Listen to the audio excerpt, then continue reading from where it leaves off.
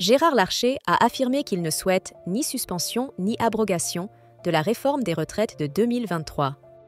Malgré son impopularité, cette réforme semble avoir un avenir prometteur selon le président du Sénat et figure des Républicains. Dans une interview aux Parisiens, il met en avant son attachement à la mesure. Mardi, après son discours de politique générale, le Premier ministre François Bayrou s'adressera également au Sénat.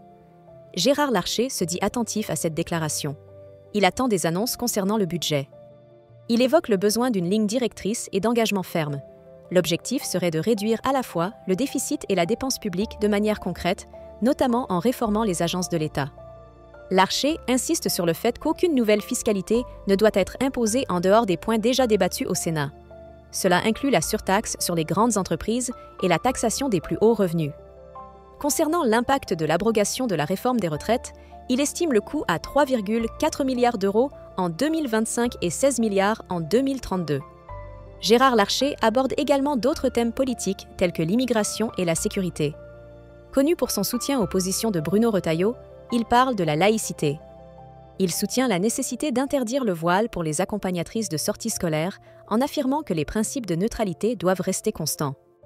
Est-il véritablement en position de parler de tout cela, en particulier sur les retraites et finances, après la polémique sur son caprice d'avoir un fauteuil coûtant 40 000 € au Sénat plutôt que d'utiliser du mobilier existant?